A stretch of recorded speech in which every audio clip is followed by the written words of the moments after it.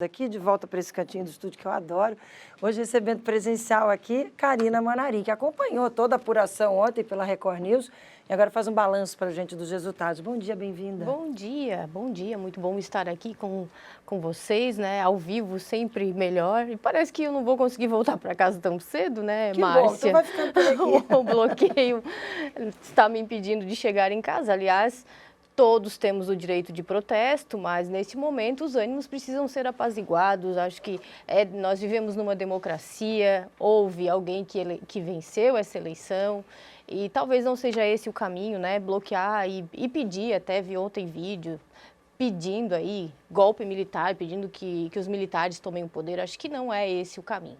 Com certeza não é esse o caminho. Até brinquei com você, depois, na hora que brinquei, já me arrependi. Brincadeira sem graça. Ninguém quer ficar preso, ninguém quer não poder voltar para casa, exatamente o que você falou. Vamos protestar, mas não vamos atrapalhar também a vida dos outros, né? Balanço de ontem, o que você consegue fazer de bastidor? O que mais você pode dividir com a gente? Então, Márcia, aqui em Santa Catarina, pouca surpresa. Aqui deu o previsto, né? Como se fala, deu o previsto.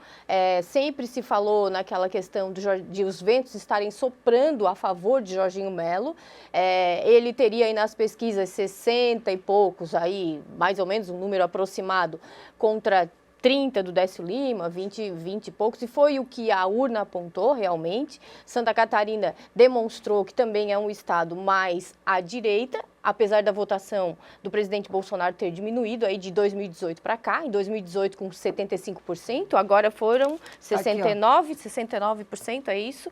Então, diminuiu, né, a preferência pelo Bolsonaro, não é uma redução tão drástica, mas Santa Catarina continua mais à direita, mas o Décio Lima, ele perdeu a eleição para o governo, mas ele é vitorioso com todo o trabalho que ele fez aqui em prol da eleição do presidente Lula.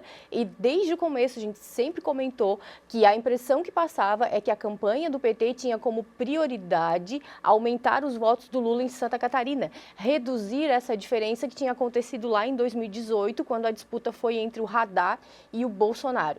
E o Décio Lima alcançou esse objetivo, fortalece o PT aqui em Santa Catarina e vai ser aí o homem do Lula aqui no estado. Então sai fortalecido o Décio Lima dessa eleição, porque a eleição, nem sempre quem perde a eleição sai derrotado, né, Márcia? E nesse caso a gente tem que reconhecer essa vitória do Décio Lima aqui em Santa Catarina. Foi vitorioso, até porque nunca houve um resultado tão expressivo para o PT, né? Ele subiu, ele ultrapassou o percentual, que é um percentual histórico. O PT sempre fica ali com 20 e poucos por cento.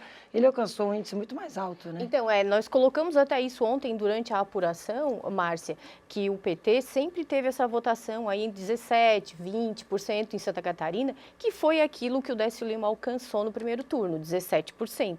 Mas teve aí um momento histórico do PT em Santa Catarina, que foi justamente a onda Lula em 2002, quando o José Fritt fez aí, acho que quase 30% também, e por pouco ele não passou para o segundo turno.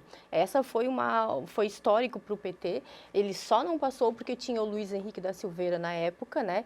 E o Luiz Henrique da Silveira, então, fez um acordo de apoiar o Lula na época e ele conseguiu passar para o segundo turno, porque essa onda Lula era muito forte lá em 2002. Mas o PT em Santa Catarina sempre teve essa votação, 17, 20, chegou a quase 30 nessa época do Fritt, e agora o Décio Lima ressuscita o PT aqui no estado.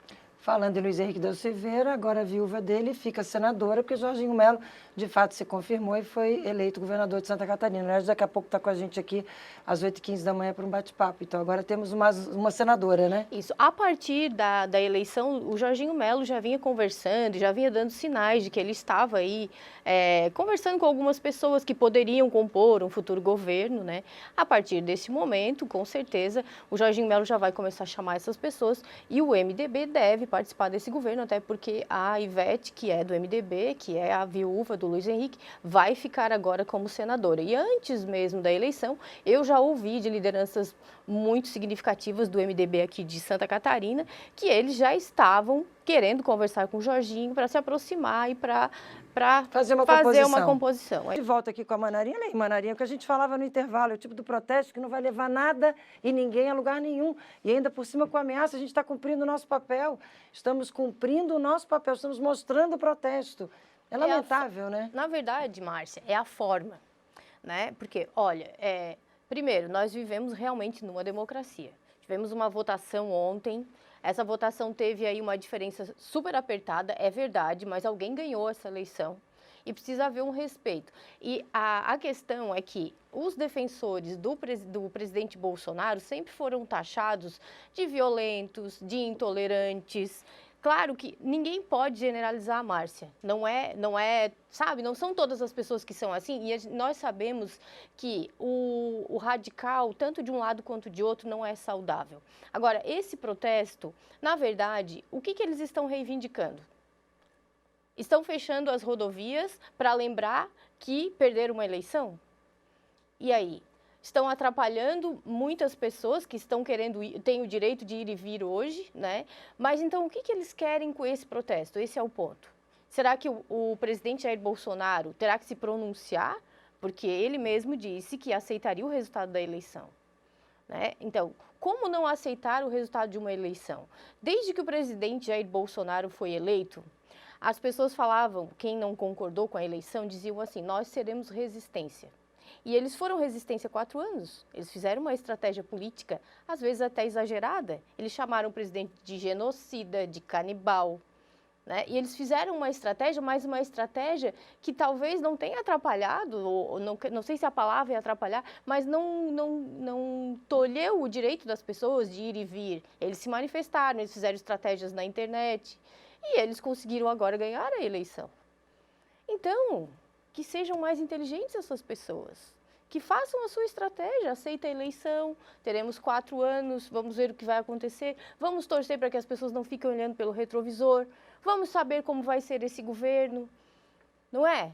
Vamos dar um voto de confiança ao presidente Lula, que fez um discurso com vários recados, inclusive um discurso escrito. É muito raro ver o Lula falar com discurso escrito, ele geralmente fala de coração, fala com espontaneidade. Ontem estava com o discurso escrito, porque queria dar recado para um monte de gente, e o recado principal que ele deixou, no meu entendimento, foi de que não existem 2 Brasis, é hora de baixar as armas, é hora de buscar o melhor para todo o povo, um povo só, o povo brasileiro. Acho que é o grande desafio, Márcia, do presidente eleito.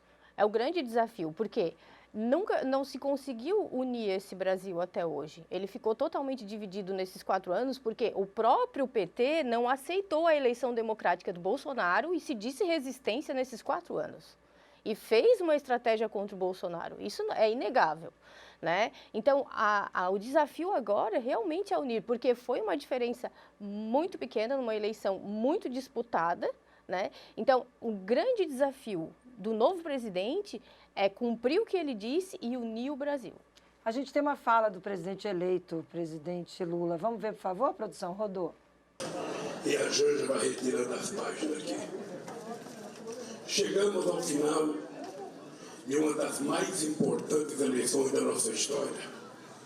Uma eleição que colocou frente a frente 2 projetos opostos do país.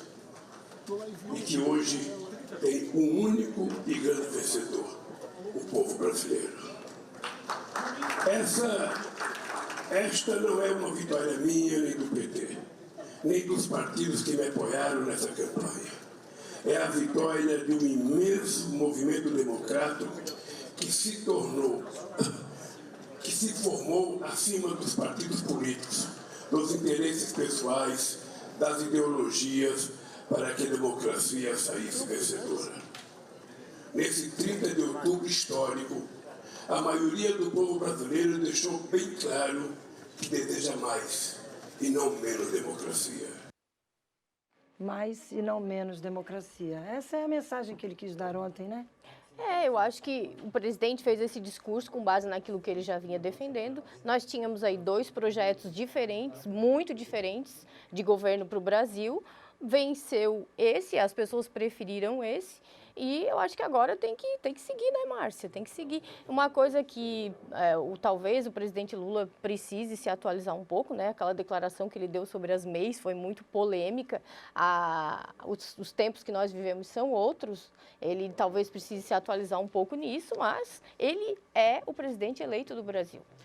Tá, e Karina Manarim trazendo o balanço para a gente, o balanço do resultado de ontem, tanto para Santa Catarina quanto para o Brasil.